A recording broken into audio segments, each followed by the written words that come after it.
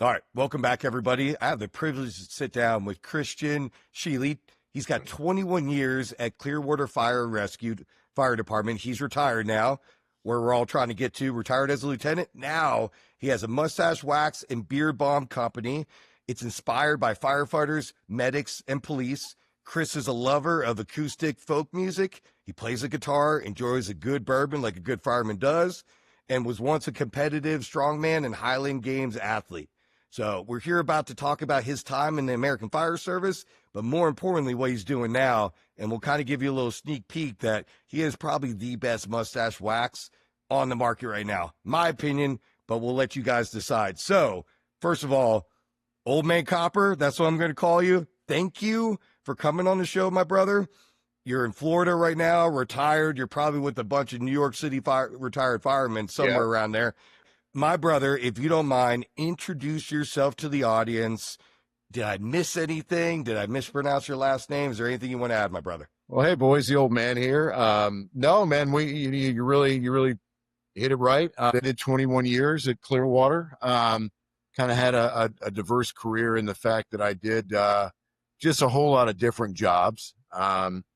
And got out in January of 24. Kind of was messing around a little bit.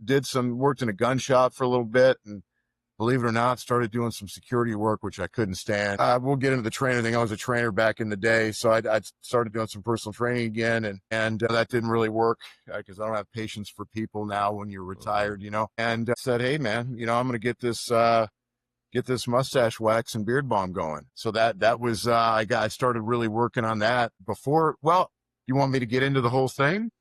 Well, let's talk about your fire service career so far. So you had a lot of time in the fire service in Florida. So just kind of tell the audience how you got into the fire service, kind of where your career took you. And then, we'll go right into your business after that, my brother. Okay. Yeah, man.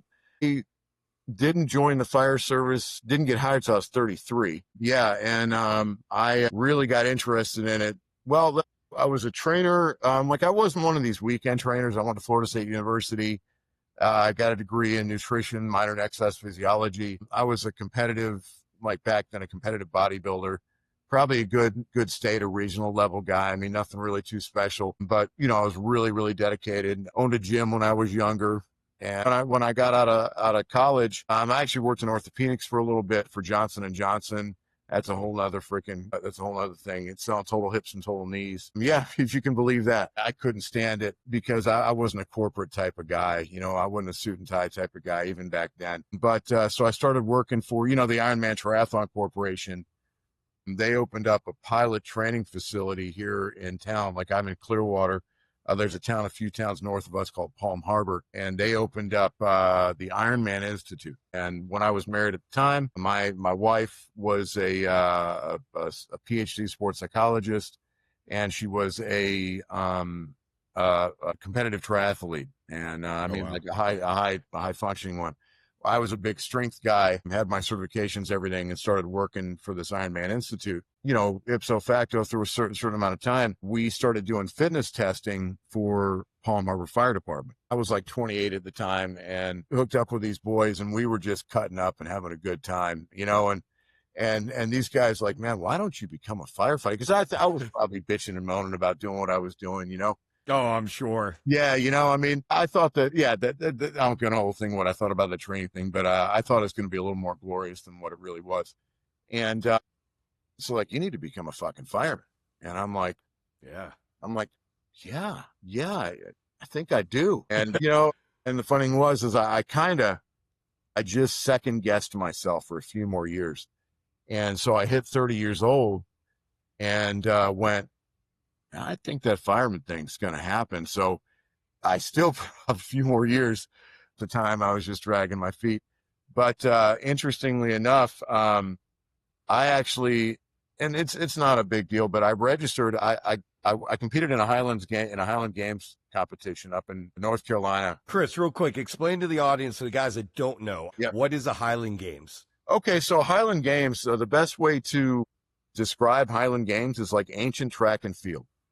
So you've got I want to say 7 events, the Braemar Stone, which is a big stone shot put, You've got a 28-pound weight for distance toss.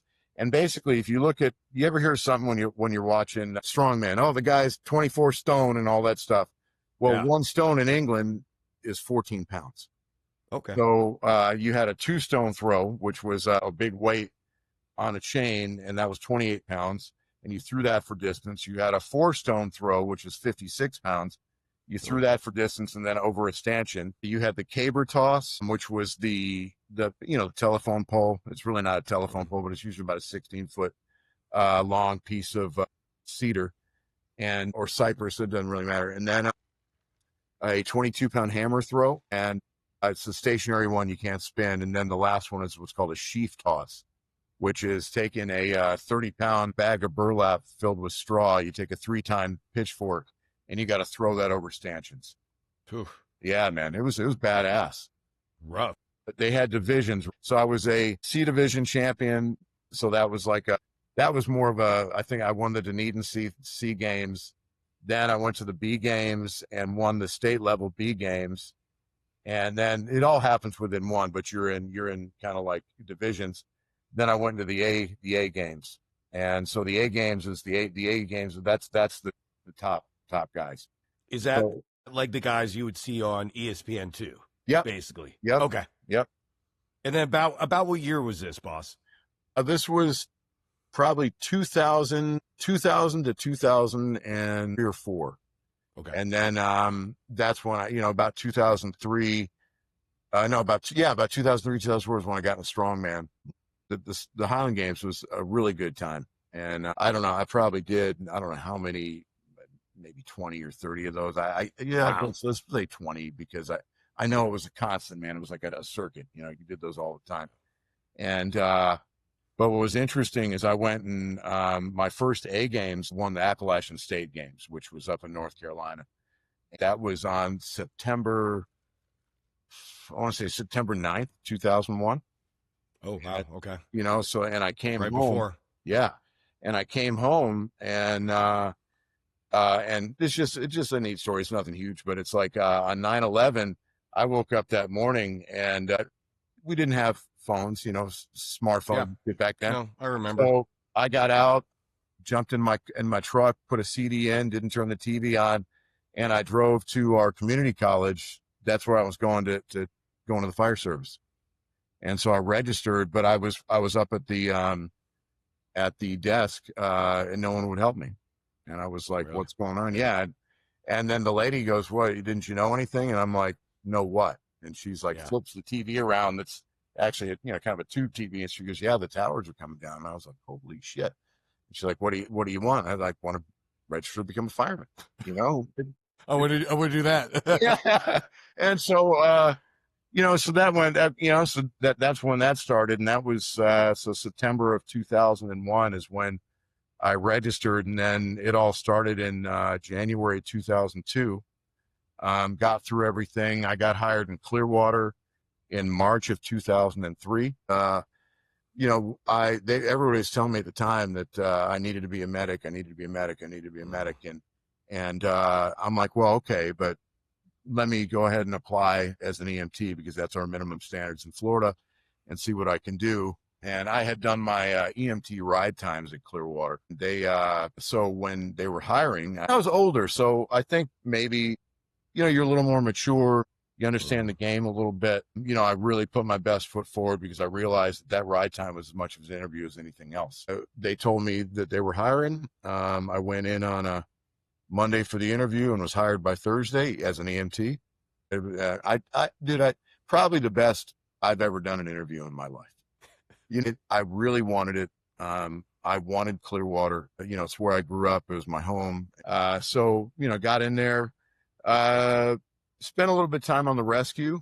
But what was interesting is that at that point in time, we had 2 ladder trucks. We had a stick and a tower ladder and a bucket. We always ran 3 on the truck when I got on. And then within about 6 or 8 months of being on, they started running 4. And, and at that time I was doing strongman and Highland Games. I was just a big, beefy Yeah, monster. Yeah, monster Yeah. of a guy. I mean, I was throwing the 35 on my own. Hey, Chris, go through that wall. Yeah, Yes, like not boom. gonna eat, you know. But Yeah, yeah, yeah. I love those guys. Yeah, yeah, they're the best truckies ever. yeah, yeah. It was like a knuckle dragger through and through. Yeah. Good So stuff. Exactly. yeah, it was fucking awesome, man. So I got on the truck, had a really good time there. A couple years into being on the truck, I blew my I was doing competitive strongman, of course, and then one day in training, I was like, well, let me go bench. And I hadn't benched in years because you don't bench when you do a strongman. And I get into benching, and what you got to realize, I was 35 at the time, and I didn't think about it, but when you haven't done something at that in a long time like that, you got to kind of bench into benching, if that makes sense. Like to not have done it for a while and then throw a ton of weight on and just go to it. So I had thrown a ton of weight on, and I was the strongest I'd ever been.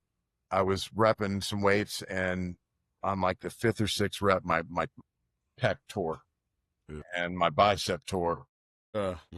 So yeah, I was out for, because they had to reattach the pec, which didn't take. They had to reattach the bicep, which took, and my lifting career was done. So I was off the truck for a couple of years. I ended up down on our beach station at Clearwater Beach. Truck, we'd run, I don't know, 6 to 10 a day on the truck. You go down in Clearwater Beach, you know, in season, you know, spring break time, you're running, you know, 6 to 10, but in wintertime and non-break, you know, I remember having, you know, 3 or 4 shifts we didn't run a call.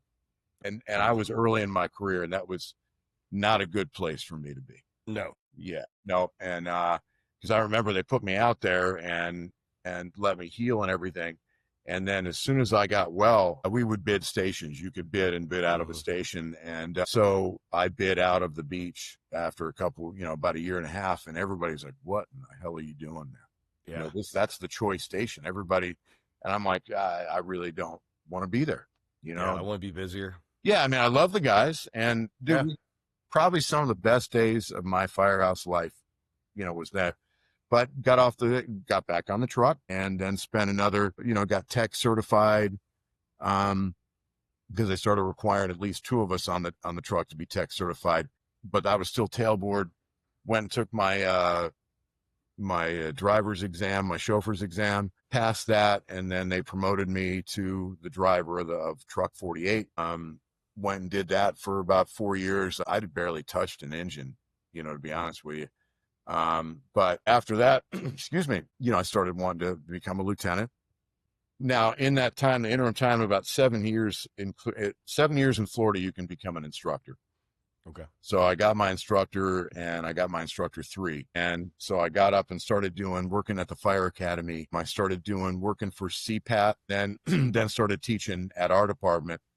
Just on kind of like a, what word am I looking for? You know, kind of like a backup basis. You know, I wasn't any kind of instructor, but, you know, I was there learning how to do it and learning from guys. And then I was doing that up. And then at about the 11th year, I was driver then. I tested for lieutenant and then did really well. And then what was interesting was they had a position that was our training, was actually training and safety officer. So our department would have the fire chief, or the training chief, the assistant chief, and then you had 3 shift training officers. And then those training officers were dedicated safety officers as well. So when I got promoted, it wasn't the most popular spot, to be honest with you, you know, but there's a whole story behind that I don't even want to bore you with. But I went ahead and jumped in that position, and really just smoked it. But I really enjoyed it. That's the best way to put it, because honestly, it's how did it affect your life, your career? So yeah, you know, I had a blast doing it, and kind of think back, I should have stayed. We had a little bit of a regime change. The new training chief came in, and we didn't really see eye to eye. And that was okay. So I ended up saying, hey, I'm going to go back to the line. And I went back, and I was on an engine, and engine 49 for a while. And then what was interesting was, after being on the engine for about a year, that training chief came to me and was like, hey man, we're creating this. Well, it was this administrative training lieutenant. What was a admin position, but you were still in the union, but you were 40-hour week. and Okay. you were there to manage the trainings, update the schools, manage the 320s, the shift training officers, and of course do things at the behest of the training chief. So he came with a pretty good package, and I went out and I did it. Uh, uh, During that time, I was kind of positioning. We had a health and safety chief, and I've got a lot of I was a big health guy, nutrition, training, our safety officer for years. I was also a volunteer on our CISM team. That was Okay. the county team. I was a volunteer on that. So you pretty much on anything health was on the OSH committee, on our pension committee, anything that had to do with health and safety. And I ended up going for a chief's position. And I mean, just there's somehow, but it didn't work out, and it hit me kind of hard. And then I was still working in this. There's kind of some timeline that I'm going to get a little blurry here, but I think that happened right before I went back into training. But I went back in that admin position, and then within about 8 months, just was like I really made a mistake. And to be honest with you, I had a lot of fails at that point in time, and was drinking a little too much, and and I ended up the whole training team came to me with kind of like what do they call that stuff where they all come in and they talk to you, Like a intervention. intervention. Yeah, they had an intervention. Yeah. And it wasn't like I wasn't any kind of angry big, something like that. But I guess I'd gotten pretty depressed. So I ended up going to the Center of Excellence in Maryland, which Yep. the firefighter only rehab Yep. place. We actually had a guy on the episode, Captain Brad Schrieffer. He talks about that because he had a horrible call and they Yeah. ended up accepting him, but it took a while because of the monetary that Yeah. came with it. It changed his life. He's Yeah. still in the job and is able to talk about it across the country. Yeah. About his struggles. Well, it was interesting. I got there. I'm not gonna lie to you. I took it as a punishment though.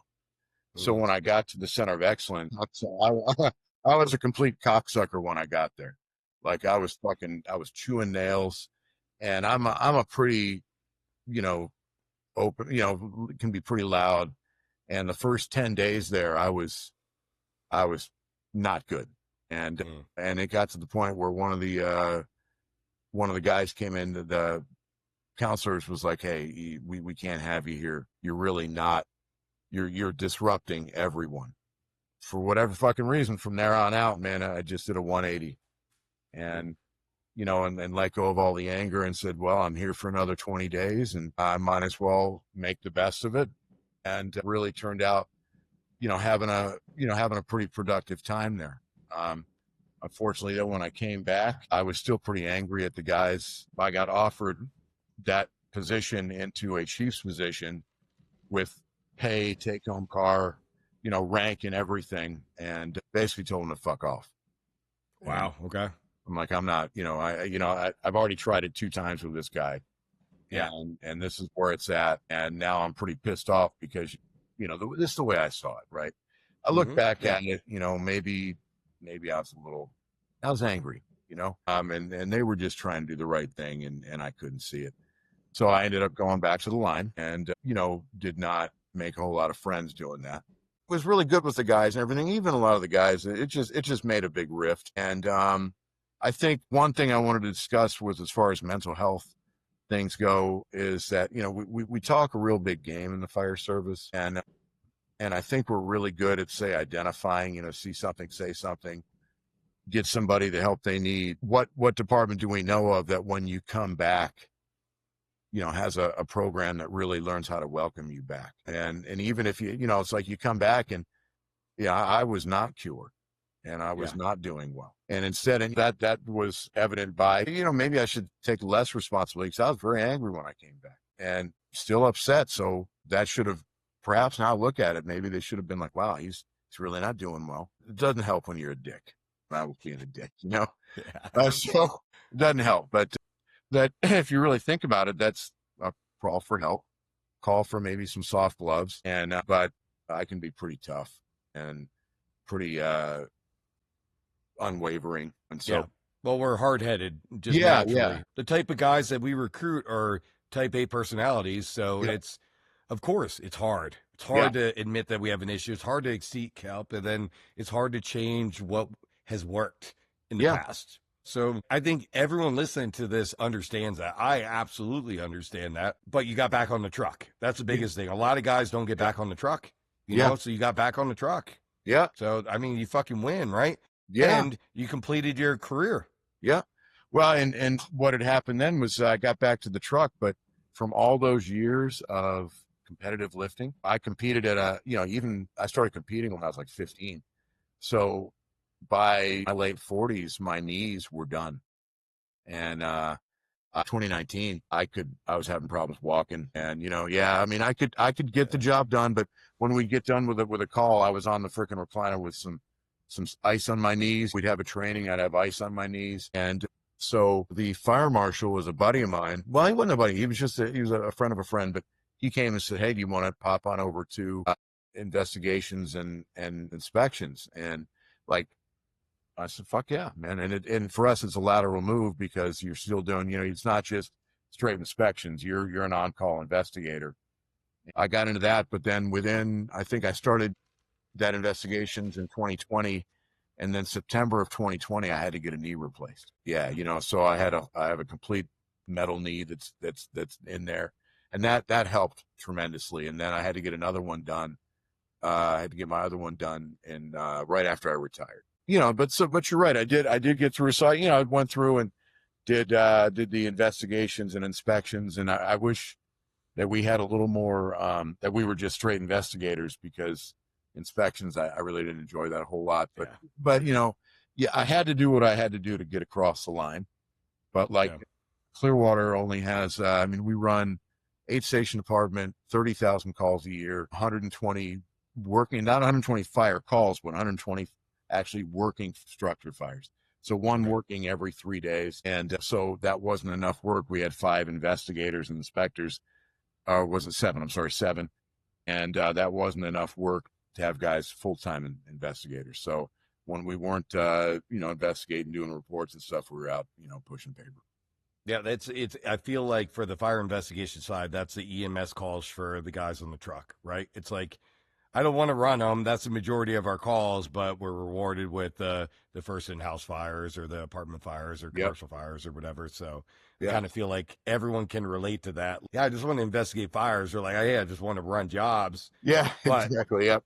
We all understand the majority of it. Unfortunately, it is, whatever, what pays the bills. But yeah, so, all right. So you finish up your career. So you retire January 2024. Mm-hmm. And then was it just like, hey, I'm going to make fucking mustache wax? Like what started you on that route? Well, to be honest with you, like in 2019, I always had like a big foo, very much like yours. I mean, almost identical as to the shape and everything.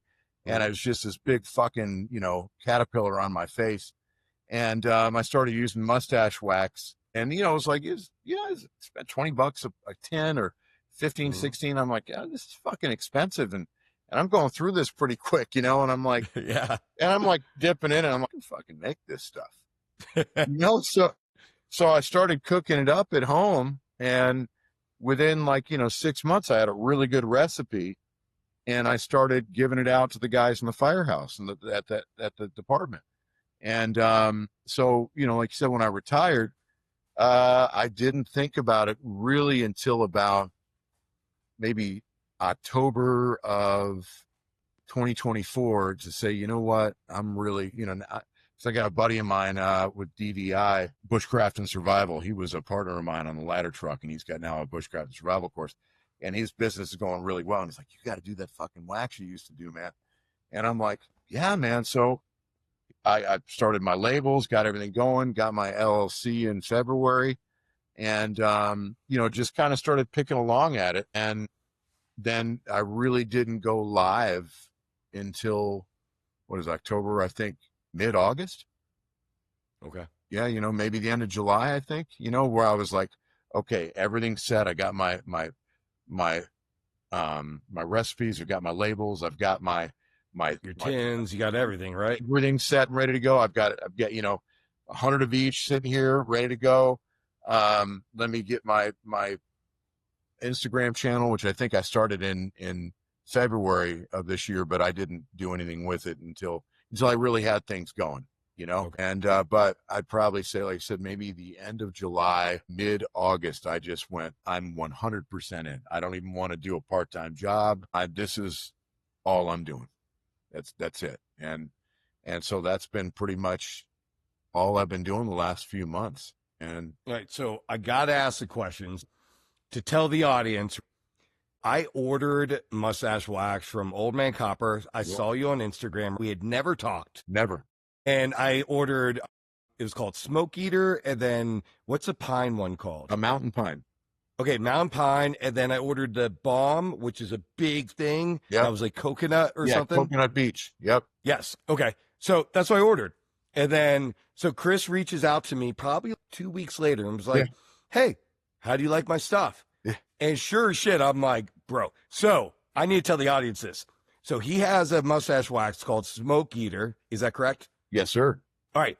It smells like a fucking house fire. It 100%. is the fucking greatest scent I've ever smelled in my entire life, to the point where I put it on my face. So every morning you wake, the guys with mustaches know, even if they don't curl it up, we have a bunch of guys that love to do the curls and everything else, which is great. But your mustache, it's like, I don't have any fucking hair. So this is the only hair I get. Yeah. And it's all fucked up in the morning. You're rolling around, you're drooling. So you got to comb it out, wax it down and everything else. And I put this shit on and I'm like, oh my God, that smells like a house fire. So I don't say shit. I go to work. And I walk in and the guys are like, were you working overtime last night? I'm like, no. They're like, did you get a job? I'm like, no. And they're like, what's that smell? I'm like, it's my lip. It's my mustache. And they're like, get the fuck out of here. And then literally I had like 11 grown ass men smelling my face because everyone's like, what the fuck? It smells like a house fire. It is amazing. And then the pine literally smells like, almost like, so I'm East Coast born and raised. It reminded me of back home. And I'm like, this is so Chris, Old Man Copper. Yep. And again, if you can't figure out that I love this shit, I do. And that's why he's on the episode. Not only is this stuff cheap compared to everybody else, but his tins aren't like these tiny little tins. They're fucking fat ass tins. Yep. And the smell is fucking amazing. First of all, no one that I've tried every firefighter owned company, because I honestly believe that is like small companies, especially fireman owned companies, I love to support. And that's why I tried his stuff. But it was like, it was a game changer to the point where guys are like, oh my fucking God. So then I literally give you that feedback and I'm like, bro, like what else do you have? Yeah. And then so please talk to the audience about how you came up with, you call it Smoke Eater. I just call it house fire, right? Yeah. How'd you come up with house fire, the pine? And then we had talked offline the other day on like what's coming in the future. So if you don't mind, brother, just rake it out for the audience right now. Okay. So when I started doing this, I thought to myself, I want to make it really geared towards first responders. So I'm like, what would be what are some things associated with each position, right? So of course I come up with the Smoke Eater scent. Now here in Clearwater, there was a big, or actually it was in the state of Florida. That's a whole nother fucking story, but there was guys, you could go take a Smoke Eater class, right? And become a Smoke Eater. I always liked the freaking, I always liked that name, but I'm like, man, who doesn't want, cause I was like, how many times have you shown up for work in the morning? Yes. And you go to put your shit on the truck, and the gear, and you go, fuck, they got one. They got a job without me, motherfuckers. They got some work, and you're like, fuck, man, and that gear just reeks, and I'm like, how can I make something smell like that so you can think about getting work all the time? Yes. Yeah. So it was like Smoke Eater, and then, what I want to do is have stuff that just reminds you of the job. So it's like my thing is, breathe it in, live your calling. That's the tag thing. So you talk about like Trauma Junkie, which is my paramedic one. Trauma Junkie, I was always thinking, man, how many times have you been like on a a welfare check or a Signal 7, and you go walking up to the door and there's a fucking 1,000 flies on the freaking window. Ugh, And you're like, it's going to be nasty. You're like, it's going to be nasty. I don't want to smell this shit. And I was thinking, how many times you've seen those stupid movies where the guy takes the Vicks Vapor Rub? Yeah. Yeah. I mean, it's actually, I've done that inside my freaking N95 before, just to be like, because it smells horrid. Yeah. Yeah. I've done it too. I mean, I've said they're a stupid movie, but I've done it too. So I came up with a scent of, I call it menthol, but it's actually a mix of eucalyptus and mint. So it's strong. And that stuff, dude, you put that in your mustache, get it all in, right?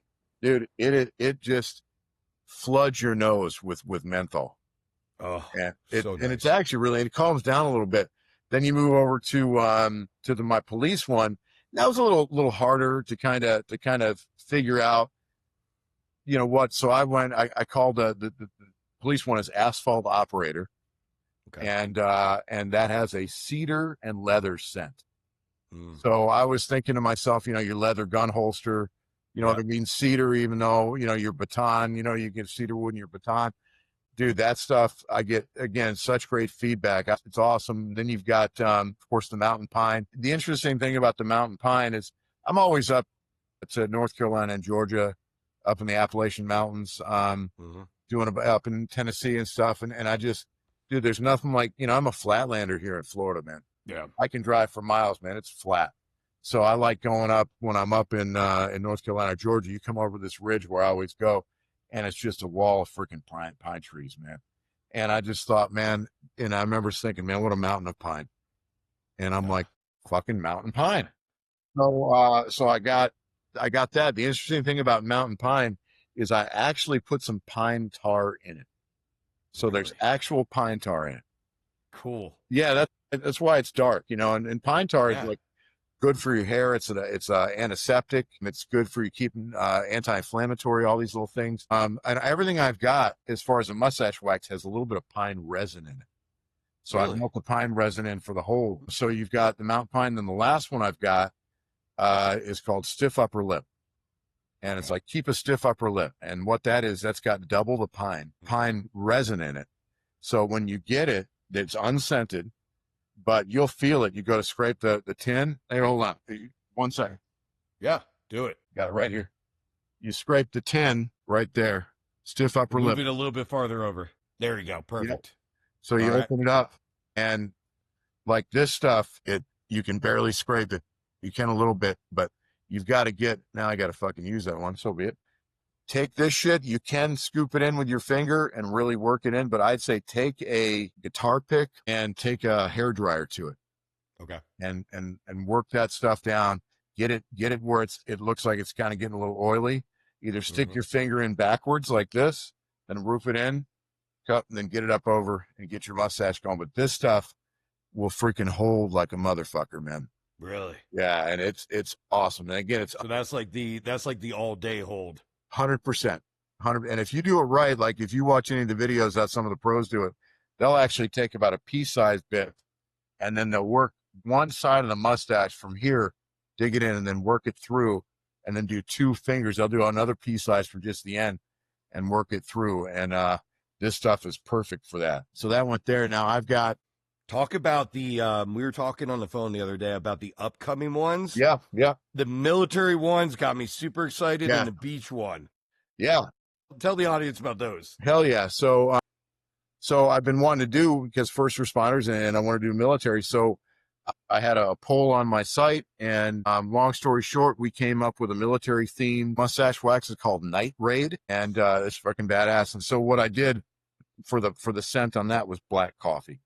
Oh, I can't wait. Yeah, man. I can't wait to smell it. Dude, it literally is going to be like, I would love to like call like Black Rifle Coffee and say, you know what I mean? Right, for real. Yeah. Like, hey, package this with your beans, 100%. And oh, dude. Yeah. And get that going. And then of course I got the Coconut Beach Beard Balm. And it didn't have a little brother, a Coconut Beach mustache wax. So I got that coming. So that really smells like, it's not necessarily pina colada. I mean, it's basically coconut and lemongrass. Okay. Yeah. I mean, and it's a nice strong scent, dude, and it holds really well. And then last but not least, I was out to breakfast with my daughter the other day, and she got some flapjacks, some maple pancakes. Mm-hmm. So I'm like, damn, that smells good. Fuck yeah, that smells great. So I ended up making mustache wax and beard balm, basically maple pancakes. So My maple God, syrup and pancakes, and it's gonna be righteous. I can't. And I wish there was like fucking smell-o-vision, but I'm telling the audience that's still listening right now, everybody with the mustache has had some sort of mustache wax. Yep. Most of them, especially the fire department owned companies, they're very good. Yep. But my opinion, what sets you apart from everybody else is your scents. Okay. And they are strong and they last, but they're not overpowering. But they're there because I know every company I've tried to smell it, I'm like, oh my God, this smells good. You put it on and you don't smell it ever again. Yep. Where this is like, holy shit. And it's funny because, so I have the Fu Manchu mustache, and it's funny. No one ever taught me how to do anything, but I'm like, so I could be doing this dead wrong. So I'm going to ask the wax master right here. Right, so what I do is I bought myself, and I have one at work, one at my house. Yeah. It's a $20 freaking Amazon battery powered heat gun. Yeah. I literally click it on. So what I do is I hit the tin to get it that waxy, and then I get my brush. Like we were talking the other day, I get my brush, and because now it's liquid, and then I comb it on, and then I grab my other brush and I kind of brush it through, and it holds and pushes all the frayed hairs down, and then my freaking face smells amazing for the rest of the day. I don't know if that's the right way to do it, but it's the only way I've done it. I think that's a way to do it, right? You know what I mean? So it's like, I mean, it's just like the fire service, man. You got a bunch of different ways to do something. I think a lot of the ways when I really want to get a really heavy, like I like that if I'm just looking to have it lay, just to lay down. Blend in with my beard and not have to worry about it, get these freaking little stray hairs off my lip. But like if I was going to do it to where I've got some photos coming out where, I mean, my freaking things are just, curled up. And like I said, I'll take that wax, I'll scoop it up in about a pea size, twirl it in my hand, and then I start like up here and I start pushing it down, and then start working it in. But I'll use both hands on one side. Once that's there, I get a brush or a comb and I work that in all the way through the end. Then I work it back with my fingers. Then I'll get the very end, take another pea-sized bit, work through my fingers like so, and work that last bit up. And then rinse and repeat for the other side. Hell yeah. And like you said, I'll use a hair dryer sometimes. I got a heat gun as well. If I'm using the stiff upper lip, I hit that with a heat gun because that shit, I mean, it holds really well. But yeah, man. Also, I got some lip balm. Like I did a custom lip balm order for a beauty salon. She just asked if I did it. I'm like, yeah, I've done it, so I did it. Yeah. She loved it. I mean, now my daughter got all excited, wants to do it. So I've got lip balm. I'm going on a trip to Tennessee. I'm taking a survival class from the 8th until the 13th, and then I'll be in Georgia fucking around for another week after that. When I come back, we'll have a lip balm called, my daughter's name is Violet Willow. So it's going to be Violet Willow's lip balm. And she's got, it's freaking badass. It's going to be vanilla mint and honey rose. So, and that's going to come out. I should have everything up and running on that by, right before, early November. Dude, I love it because that can be like a his and hers package. Like he gets the mustache wax, she gets the lip balm. So, dude, talk about Christmas all day long, right? 100%. Stocking stuffers. Yep. Yes. Yes. Yep. And I got some hats and some shirts coming out soon. Actually, I don't know if you saw on the on my Instagram, but I don't know if it'll show up here, but I think the smoke eater patch for the hat is fucking badass. I don't know if you've seen that. No, I haven't. Oh yeah, man. Let me get here. I don't know if you can see this. Yeah. Actually, you can. That is badass. So that's gonna be on your hat. Yep. That's gonna be the smoke eater. Mustache wax, Old Man Copper. It's got the, go to Old Man Copper Instagram, and it's got, kind of like a mustard with the navy blue, and it's going to be on like a navy blue hat, so it'll be like a duty hat. Hell yeah. Yeah, man. All right. Well, Chris, listen, dude. Yes, sir. Like I said again, what sets you apart is your sense. Thank you. I cannot wait for the coffee. Cannot Yeah. fucking wait. Like when we were talking on the phone the other day and you said that, you're like, hey, dude, I'm working on this. I'm like, oh my God. Like, we have one that smells like a house fire and one that smells like freaking coffee. I know it's for the military, but that's firemen all day long too. 100%. But it's like, you're like, holy hell. So please tell the audience, how can they reach you? How can they order? Okay. Everything so they can find you, emails, Instagram, websites, whatever you have going on, brother. Yep.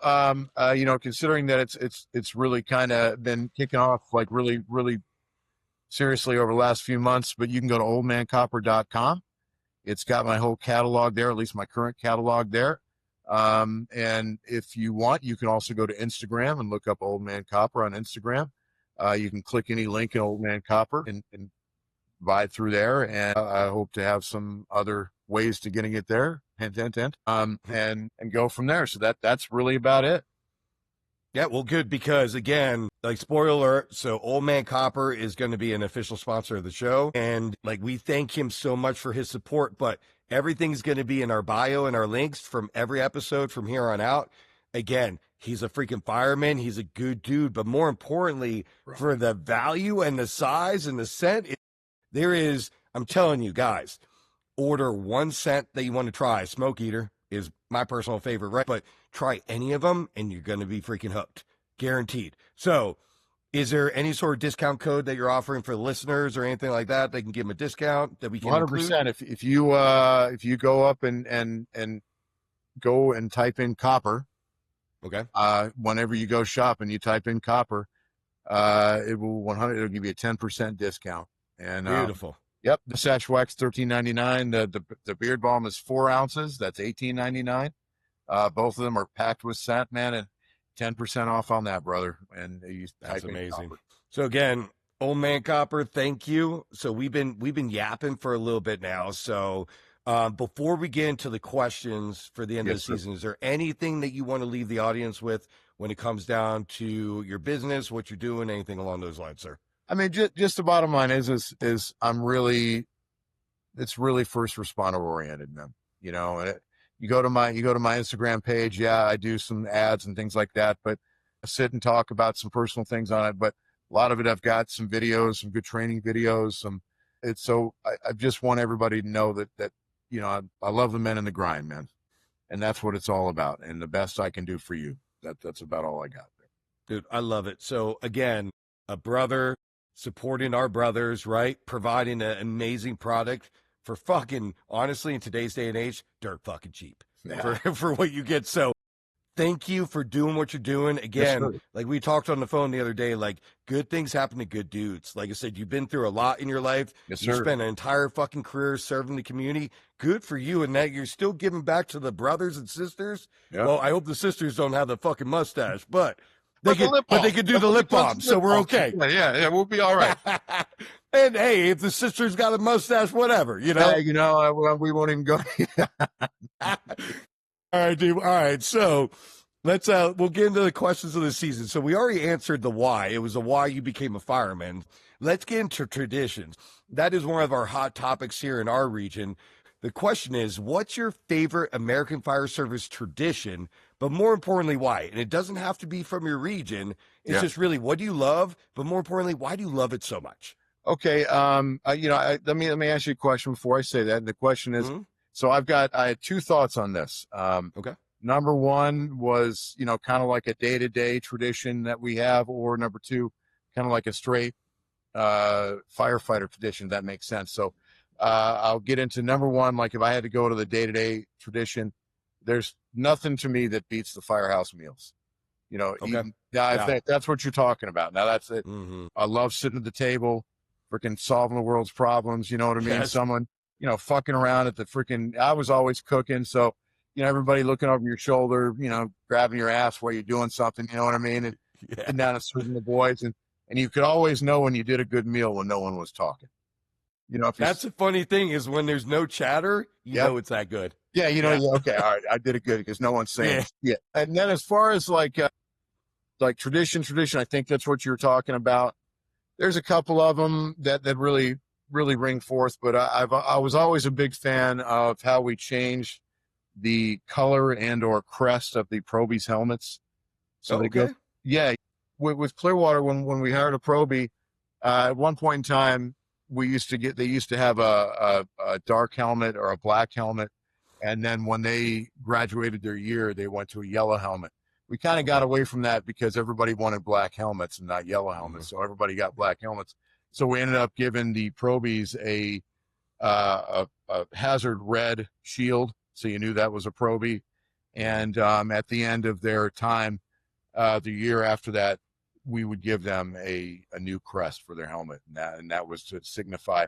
And I always enjoyed that, especially, I ran a bunch of our recruit schools. Maybe that's why it's so near and dear to my heart. And I used to love watching these kids come in because, we would they'd come in certified, but we had them do an 11-week school that was just, our stuff, the way we want it done. And so I was always very invested in those men and women, and to see them make it through a year, because it's not easy. It's not. No, and I mean, not the ins and outs, not to mention the stress we put on them for that first year. That, and then the other one I always really liked, and you're gonna laugh about this, was whenever we would get a new engine, we would always push it into the bay. Yep, I love that tradition. Yep. When I was younger, when I was doing strongman, I always did that on my own for them. You know what I mean? So it was like I pushed that in by myself. So it was like, maybe like Chris has got it. It was like Mongo. Just watch him work. Yeah. So I really enjoyed doing that. So maybe that's why I love it so much, because at one point in time I was the knuckle dragger that was pushing that fucker in, and I really enjoyed the hell out of it, man. But just the symbolism behind that, and and a celebration, and to bring in, and I don't know how many times you like be off shift, or maybe you went to a new station, or like the ladder truck. I was driving around the other day, and it's probably not the ladder truck that I came up on, but it's the same Pierce Sky and 100-foot. And I drove by it the other day. They just drove by me, and I was like, there's a big piece of nostalgia. And I remember when that came in and we pushed it in, it was really... Let me ask you a question about the Proby thing, because I love that. And my department does not do that, but I wish we did. What do they get to keep their Proby shield when they're done? At one point in time, we were doing that, but we had been hiring so many that we went away from that. So, it really depends. I think the first couple rounds we did that. Yeah. But then over I'd probably say the last few years, they stopped doing that. But they just give it back and it goes on to the next guy? Correct. Do they do it? Do they sign it or anything like that, or no? No. Okay. So I'll tell a quick story. I had a gentleman on the show, and I love this idea. But they had the same thing. So they had the Proby shield, but when they were successfully off probation, they got to sign it. But the cool thing about it was like, hey, this was my captain's shield in like 99, or like, so it's got all the guys' names. That is the coolest fucking thing ever, because you're like, I'm wearing the shield of this guy that I fucking look up to, and this guy. That is the coolest thing I've ever heard of. And I pitched it to my department, and we had kind of talked about maybe in a couple of years we might go to that. But I think and I'd never heard of that before, but I think that's the coolest tradition ever, because it's like, hey, I had Chief's fucking Proby helmet, like that's badass. I don't know. And you think about it, how do you, when you want to create pride and ownership, I think many little things make a big thing. You know what I mean? I like that. So, I like that. And so if you've got a little thing like that and the kid gets on it, that's freaking, Captain whoever's Captain Orsini's crest, his shield. Holy shit. And he sees you, say, hey, guess what I got, man? And next thing you know, between you guys right away, and that kid feels special, you know what I mean? And and then you're going, hey, you better treat that shield right. It's got my name on it. 100%. I think it, like you said, it builds pride and ownership in that individual. It builds station pride. I mean, there's no negative to that I could think of. I think it's the most amazing tradition ever. So I hope we go to it one day, but I thought that was super cool. Yeah, that's fucking bad. But I love the fact that you guys at least had the Pro B shields. Yeah. Because that's a rite of passage. It's like I tell the kids now, because I'm assigned to a training academy, it's like when they're cadets, they have gray shirts. And I always tell them, like, hey, you have a gray shirt, all they want is a red shirt. So our recruits wear red. So it's like all you want is red. Once you get a red shirt, all you want is a blue shirt, because that's an on-duty guy, right? Yeah. So I'm like, you always just want the next step. So could you imagine be like, I got that Pro B shield. All I want is my fireman shield. That's you know, right. it's like that's so I love the fact that you guys. And on top of that, it's almost like a level of safety too, where you're like looking and you go to grab the guy, like, hey, grab me, and you see the shield, you're like, never mind, exactly. You grab me. It's big hazard orange, you know what I mean? So it's easy to know that that's who you're dealing with. And you know, like I said, man, it's a way. These kids, they got a long career ahead of them, and that first year with us, it's trying, and I mean, I'm proud of them when they get through it. And then to be able to have kind of a symbol of achievement at the huge. end. You know, and they feel, you know, it's like, fuck yeah. And that pride, man, I got this done. I got my shield. Now this is mine. I earned this. This wasn't given to me when I graduated. I graduated, I got my Pro B shield, and I fucking earned this motherfucker. You know? I mean, and like that means a lot to people. It should. 100%. And you know, we always talk about low cost ways to build that pride and ownership. Yeah. I mean, how expensive? I mean, if you're going to recycle $50 for a fucking shield that'll last years. And I love the idea of signing it. That's dude, because that you're recycling it, right? Mm-hmm. But dude, that's fucking badass, man. Yeah, and then when it gets filled up, guess what? It stays at that house. Yeah, you know. And you're like, shit, like, hey, where's your Pro B shield? I'm like, it's actually that one. I had Chief Mo. I had this guy. You're like, oh shit, you had legends on your, you know, like whatever it was. Or the opposite. Oh, you had a shield with a bunch of fucking douchebags. Like, whatever. We all have them, you know, so it's okay. Unfortunately. You're like, well, how'd you not become a douchebag? Be like, I don't know. Yeah. That's awesome. All right. So, all right. So last question, my favorite question. So again, boom, snap your fingers, instant gratification, zero sweat equity. You could change something in the American Fire Service. Now, I know you're retired, but put yourself back in that right front seat. So you could change something. That's either adding, deleting, whatever it is. What would you do? But more importantly, why? Why would it be so important to change? I would personally like to see a firm and like physical standards. Like you've got to keep yourself in a certain physical shape and be able to do the job. And that has to be instituted, because everybody do, all firemen you're in there. I love you, man. I do. But I know we've all had guys in the department that have gotten pretty out of shape. You know what I mean? They're great guys again. And there's always that question in your mind of, if I got to pull that guy out, he's pushing 4 bills, you know what I mean? And, you know, and in his gear, not to mention now listen, and say I would rather have a somewhat out of shape, badass guy that knows what he's doing than a completely full shape guy that doesn't know what he's doing. Does that make sense? But that being said, we're talking about one thing that we could do to institute a blanket change, everyone to be in phenomenal shape, or it doesn't have to be phenomenal shape, just in good shape, good strength, a physical standard that's to be followed. And however we've got to do it, test it every year. And if you can't pass it, you know, you get a little bit of remediation then. And you give everybody the apps. It's not like, oh, you couldn't pass it, go fuck yourself. It's you get some remediation, you get help, you get 100% commitment from people with you, and you go and you do it. And then that physical standard, and maybe you do kind of angle it towards age. You know what I mean? But but I personally, you know, I don't want it. How would I put this? To water it down. I don't want to water it down. I wouldn't want to. It's one standard, if you know where I'm going. One standard. Yeah, you know what I mean? One standard, and you can have a sliding scale for age, but it's not a dramatic slide. Yeah, correct. I get you 100%, boss, for sure. Correct.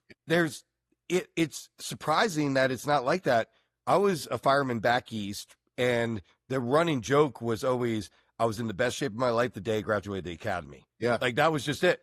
And then we would always joke with our chauffeurs or engine men saying that they needed the highest uniform allowance because they ran a hole in their shirt from running a steering wheel, right? Because their belly was touching. But so I came out to Arizona, And it's crazy because it was different. And I remember going back to my ex-wife going, these guys are fucking freaks. Like I met like during our physical combine to get hired out here.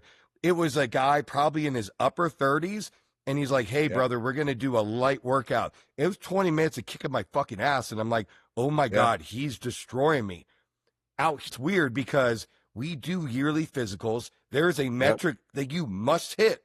You are green, yellow, or red. If you're yellow or green, you're okay. Yellow is like, hey, man, work on your blood pressure, work on your cardio, because the max stress test, we do it all. Red, guess what? You're off the truck. But they don't fuck you because they say, hey, again, like you're saying, here's all these resources. You have a year to get to yellow, but we're going to provide you everything you need. It is amazing. It's funny because I talk to guys out here that are bred in the system and they think it's normal. I'm like, bro, it's not normal. It is our little regions like that, but across the country, there is sometimes no standard. Like my department in the Baltimore area that I used to work for was you got a blood test to check for heavy metals. You had to do a little sit and reach, and that was pretty much it. It was like, hey, walk like a duck. Oh, your knees crack? Okay, everyone's knees crack. You're good, right? Sign you off. You're good for another year. It was a joke. Yeah, we did. We had a physical every year, but the physical itself, there wasn't really a blood and all that stuff. So it really wasn't there was a stress test to just see if your heart was okay, but there was no true physical standard. And then I remember our union fighting against getting that implemented. And I was just like, and you talk about that station I was telling you about, the beach station, that was the retirement station. But the funny thing about that is that's where, a lot of the old guys went and a lot of guys were out of shape. But the interesting thing is, if you know anything about Clearwater Beach itself is an island off of Clearwater. And to get to the island, you got to go over a bridge. And in spring break, to get trucks over that bridge in bumper to bumper traffic that's 2 miles long going on the beach, it takes, so when you're on we've got Sand Key Beach and Clearwater Beach, which are right next to each other. So if you've got, and these are more high rises in this area than anywhere else in Pinellas County, tons of high rise work, And so those guys are the most, not all of them, but a lot of them most out of shape. They're the oldest because it's the slowest stations, but the potential for work down there is insane. And then, not to mention, you're on the island, so there's no ladder truck on the beach. There's just two engines, and nobody's coming to help. Right, and it's going to be at least 15 to 25 minutes to get over that. So you're shitting and getting for a while, and then you got guys that are old and out of shape, and so now they've got let's say they've got a high rise building on fire on the 14th floor, 16th floor, what everybody we know it, you and I know it, but you're getting to really the 12th floor because we staged 2 floors below and then but anyhow, we do the same. Yeah, you're getting to the 12th floor or the 14th floor just to go to work. Yeah, you know what I mean? Yeah, and those guys are beat up already. Yeah, so you're going to work. I made it. I'm done. It's like, fuck, so, so it always was like, man, we're just not doing ourselves any favors, being really out of shape.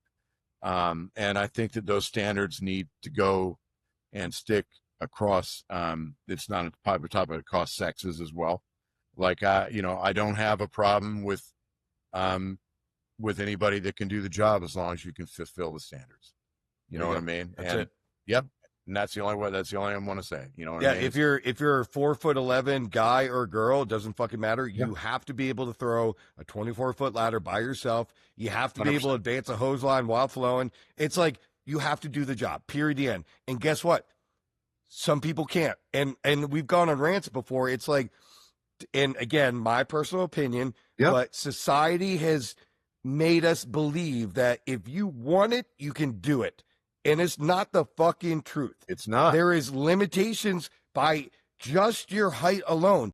There has been situations where there's been individuals that have been very short. They could not reach the fucking compartment. They could not do the fucking job. And one instance had the most heart out of any individual that I had ever seen in my life, but just their physical stature, they can't do the fucking job. I'm sorry. 100%. It is what it is. Like it's just because you want it doesn't mean you can do it. Well, and then that's the truth. I mean, the truth is, Steve, is it's not for everybody. It's not for everybody. Yes. Not for everybody. And I'm sorry. I'm sorry that it's not for everybody. Yeah. But you want to portray this as some, however you want to portray it. But, dude, when things are shitting and getting, I want to be able to trust that person that's with me, is going to be able to get me out, or I don't, or yeah. I can trust that the jobs that I need them to do without me physically seeing them do will get done, are going to get done. And yes, sir. Yeah. And I want to know that they're done well. I don't want to have to go out and go, fuck, let me double check this. And, how long is that going to put me out where I need to be? How comfortable am I going to be? I don't want to have to keep that as a little fly in the back of my mind, worrying what needed to get done, got done. Yeah. I mean, I give an order. Hey, man, fireman number 1 going bedroom number 1, fireman number 2, go bedroom number 2. Give me a quick primary. I'm going to search number 3. Yep. We all come out. All I want to hear is got a primary, and I trust them, but that's all I need. I don't want to go back and have to search a room because I don't trust that individual. 100%. Yep. And that's what it comes down to. But again, like you said, the job's not for everybody, but it is the best fucking job in the world. Oh. And I'm sure you agree. Like I can't wait to get to your point in life where I can say I'm a retired fireman. And my dream, it's funny because when I was back east, I used to say, well, I still say the same thing, man. Hey, when I retire, board shorts and longboards, that's my jam. And it was going to be the California coast. I'd never been out here before. Okay. Now that I live out here, said, fuck that, can't afford it, don't want to live there. Yeah. Now I'm going to Carolinas or Florida. I mean, it's funny. It's like I'm looking to move to Carolina, Tennessee, or Georgia. I mean, that's why I go up there. And because I'm a flatlander, I'm sick of this shit here. I'm sick of the heat. Yeah, the bugs. Yeah, the bugs. I want to freaking go up and I don't want to, dude. Pinellas County, Florida, where I'm at is, so if you're looking at Florida and you look at the east coast or the west coast of Florida, there's a peninsula off the peninsula center. It's the thumb off the freaking Florida in the center of the state. It's the most densely populated county in the state of Florida. Really? Yeah, more so than even Miami and Broward County down there. And why? What's so nice about it? Well, I mean, we've got so many beaches. Clearwater Beach, if you've ever been, it is sugar sand. No, dude, I admit it, man. I mean, I grew up here. This is a resort town, and got Clearwater. St. Petersburg is in Pinellas County, which is, that big thing. We got the Rays and everything. It's a gorgeous place. I mean, I'm sick of it. I'll give it the credit where credit's due, but I'm dude, I was a fucking redhead, man. That's where copper came from. You know what I mean?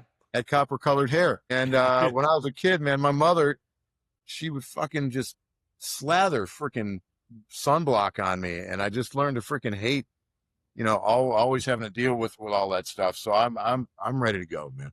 But my dad's like 87 years old. I was telling him, actually, I was looking to move like this January, and he's like, please just, and my dad's really practical. He's very old Navy guy. He's like, just, I'm 87. I'm going to be dead in a couple of years. Just wait. I'm like, just wait. All right. Yeah, just wait till I'm gone. Then you can move. Right. Seriously, if we've got to be buddies, which I would have never thought, but he's like, just fucking wait. I'm like, all right, no, wait. Fine. That's all right. Try, fine. Yeah, all right, Dad. But it's all good, brother. All right. Well, listen, my brother, first of all, thank you for taking time out of your day to sit down and do an episode with us. We are grateful. And again, to top it off, on top of that, thank you for being a sponsor on the show and giving the boys and girls a listen, right, and a discount. So again, yes, sir. Go see Old Man Copper, discount code Copper. He's got the best mustache wax in town. Is a lip balm available yet, or is that coming? The lip balm won't be available until probably November. Okay, so this episode will drop before then. So hey, November, good to actually fuck that, boys for your wives, right, and your girls, right? That's a good thing. Buy something for yourself. Give the stocking stuffer for the old lady. You're good to go. Right, man. But again, support the brother. He's a good dude. He did a great career, and now he's making something for the guys still. So Man, I can't say anything but thank you, my brother. So I appreciate everything you do for us. I appreciate your time today, sir. Is there anything you want to leave the audience before we sign off, my brother? Well, sir, man, I really want to say thank you. And it's just a blessing that, that we hooked up like this. And, I'm thankful, and, you're a really good guy, man. And I've really enjoyed this. So, thanks everybody listening, and thank you for everything, brother. Cool. No, I do. I appreciate you, my brother. And again, one of the best things about the American Fire Service, my opinion, again, is no matter who you run into, once you find out they're a fireman, and when you find out they're really a brother, and it took us about 5 minutes on the phone to figure that out, you're boys for life. So again, you're my brother for life. I can't wait to get out to Florida. Yeah, man, you're welcome. Eventually, now that gives me an excuse before your old pops fucking packs it away, and then you kick the bucket and you go to the Carolinas. But that's one of my destination spots too. So it's all good. Well, you're always. Right. I got a room here, man. I got a big enough house to take you, man. You want to come? We're 10 minutes from the beach. We'll enjoy it. I'm in, brother. I'm in.